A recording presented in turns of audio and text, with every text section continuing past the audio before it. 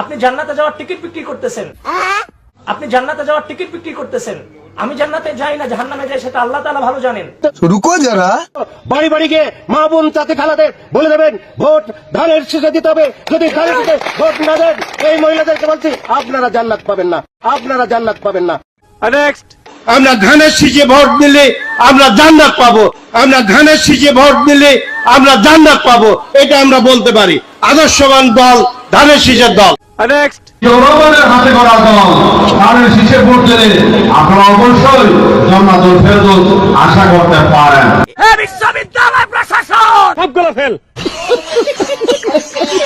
কোনো বিএনপি দিয়ে চালবো বই পূজা পাই দিয়ে বুড়ি, কোনো বিএনপি দিয়ে চালবো বই পূজা পাই দিয়ে বুটকা করে বই তালিম দিয়ে চলি ঘুরে বেড়ায়, বই নেতা কিন্তু বিএনপির নেতা থাকে।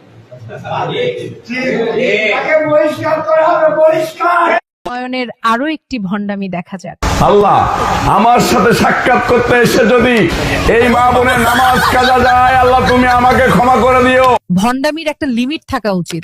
নামাজ কাজা করে তোমার প্রোগ্রাম করবে আর আল্লাহ তা ক্ষমা করে দিবে। আপনারা অনেক সময় প্রশ্ন করেন যে আমাদের আয়ের উৎসটা কি, সেটাও আমরা এখানে জানিয়ে দিয়েছি।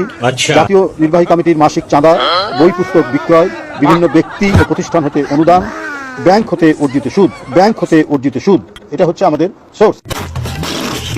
যার পায়ের নিচে আপনার বেশ, সেই পুরুষ মানুষগুলো এখানে বসে আছে, তাদেরকে বলবো বাড়ি বাড়ি গিয়ে মা বোন চাচা খালাদের বলে দেবেন ভোট ধানের শীষে দিতে হবে, যদি ধানের শীষে ভোট না দেন এই মহিলাদেরকে বলছি আপনারা জান্নাত পাবেন না। বিএনপি ক্ষমতায় গেলে জামাতের অস্তিত্ব রাখবে না। কি কোন ইনশাআল্লাহ জামাতের অবস্থা আমরা রাখবো না। জামাতের অবস্থা আমরা রাখবো না। বিএনপি যারা কথা কবে যে ঠ্যাং কাঁপে, তারা যদি জ্বালা পারে তো ওরা তো এই ইসলাম পন্থী নামাজের পক্ষে আছে, মানুষ ভালো পথে যাইব। প্রথমত তো চান্দাবাজি দাঙ্গাবাজি করবো না।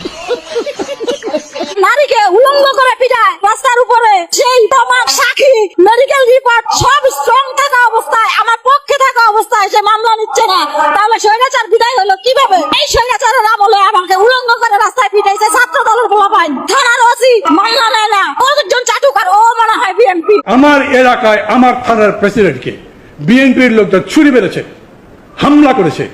আমি সর্বোচ্চ জায়গায় কমপ্লেন করেছি, করবার পরে আমি মামলা দিতে গেছি, পুলিশ মামলা নেয়নি, বলে তারা মামলা নেওয়া যাবে না। কেন? বলে উপরের নির্দেশ আছে। আমি বলি ভাই কত উপর, আমাকে দেখতে দেন, আমি সেখানে যেতে চাই, সেই উপর আমি দেখতে পারি।